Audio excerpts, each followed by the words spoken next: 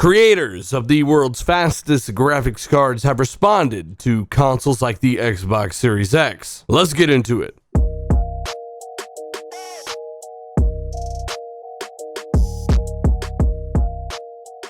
What is going on, guys? Dealer here, back again with yet another video. Today we're talking about Nvidia and their claim that nothing is going to touch their Turing-based GPUs. Hey, we already know that's not true, at least for the most part. We'll go into all of the detail here. If you happen to like the video, maybe subscribe, hit that like button, show a friend. We do appreciate it. Let's get into it. So there are several articles out about this. This one will be linked in the description below as always, as well as the other sources involved. I like this one because they use the 2080 as an example. Nvidia claims that the 2080 is more powerful than any next generation console. Now, if you guys remember, PlayStation 5 had a Gonzalo APU leak that even Digital Foundry believed to be 100% legitimate. In this leak, the chip was said to compete with RTX 2080 standards of rendering. Nobody really said a thing, nobody was really upset, nobody really had a problem with it until the Xbox Series X was announced. Keep in mind that people like myself, as well as Windows Central, were the first on the scene saying that that console would have 12 teraflops of Navi architecture. If you remember, I leaked that as well as some of the ridiculous load times weeks ago. If you recall, my original estimate was somewhere between a GTX 1080 and 1080 Ti. Keep in mind, an RTX 2070 is right there in between those two, and an RTX 2080 is somewhere around GTX 1080 Ti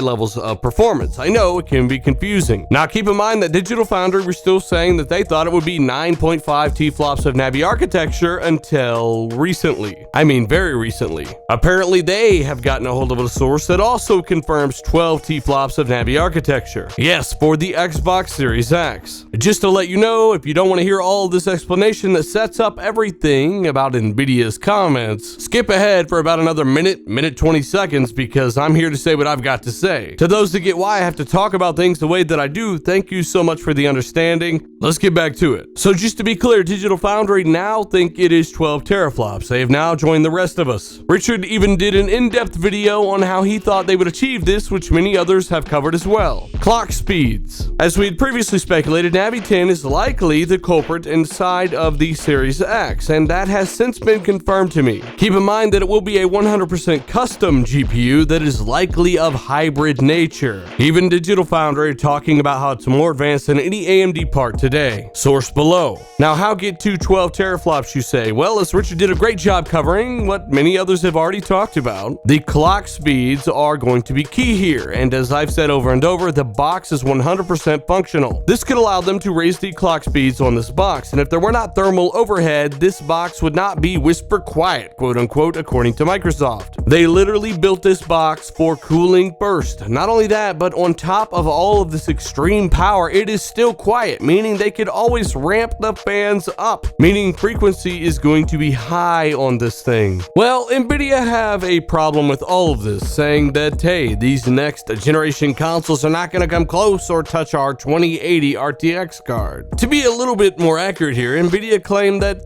their RTX 2080 is more powerful than any next generation console. It says here that during GTC China 2019 keynote presentation, Nvidia's CEO claimed that the RTX 2080 is more powerful than any next-gen console. In short, he claims that both the 2080 and 2080 Ti will be more powerful than the PS5 and the next Xbox. Now, I just want to take a second to point out that the fact that Nvidia even had to say this is an L to me. The fact that they did not even take into account that their GPU alone will be the price or double, maybe even more than that of the most expensive next generation console, and then brag about that like it's some kind of accomplishment, is absolutely insulting to the consumer. As somebody with a Threadripper, a 2080, 32 gigs of RAM, the fastest SSD drives in the world, I can tell you I spent a lot of money on my PC, and not for a second did my wallet forget about it. If you cannot even acknowledge the fact that these systems are going to be very impressive for $500-600 bucks, you have a problem.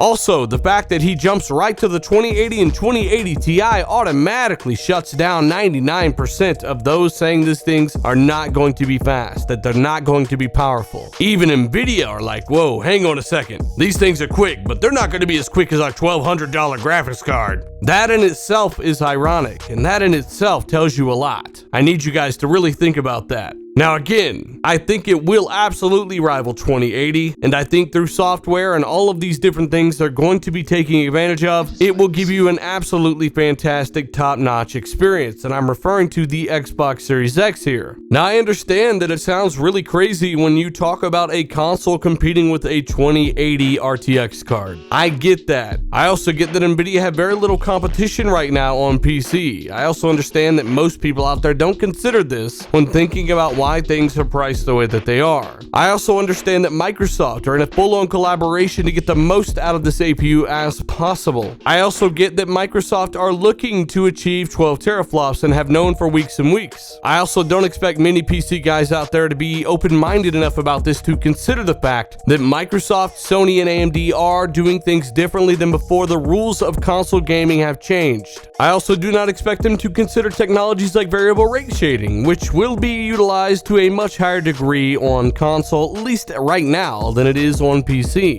I also do not expect them to remember that even consoles like the Xbox One X had custom silicon that eliminated over 60 bottlenecks for all of the most popular engines, a bespoke one-off APU, let alone even the GPU side of that APU being completely custom to that console. This thing ran games like Red Dead 2 and Metro Exodus in native 4K. I do not expect many people to take the time to think about what this means and how it could affect positively their experience on PC. And I definitely don't expect them to want this type of thing, even though it would do nothing but benefit you, especially the fact that we are finally moving up to what is supposed to be 16 threads on the CPU side. Long story short, I think people are too worried about being offended. They're spending too much time being worried about if their $5,000 to $1,000 graphics card is going to be rivaled by a next generation console. And let's be clear, as we've said on RDX Podcast, rival does not mean exceed or beat. It means that you are of the same realm. You provide a similar experience to what should be a 2080 card, and I absolutely believe that would be the case. Now, just to be clear, 12 T-flop Navi obviously means that it's going to be in the same realm of something like that or a 2080 Ti, but I am rather conservative when it comes to estimating console hardware. That's why my original prediction was an RTX 2070, which for a console is still a lot of power, especially given all of these technologies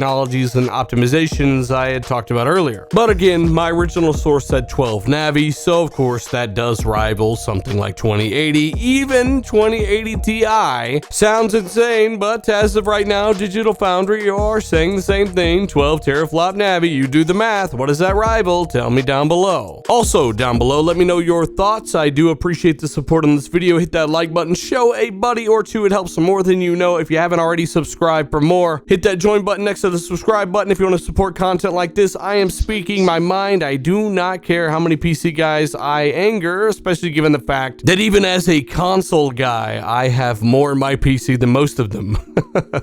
And of course, you know, hey, I say that light-spiritedly, let's say, but at the end of the day, you know, it's just a fact. Let me know your thoughts once more down below, guys. Again, any support you can lend to the video really helps. Subscribe if you haven't. I'll say it twice in this video. You guys rock. Sources down below. I'm Dealer. I'm out.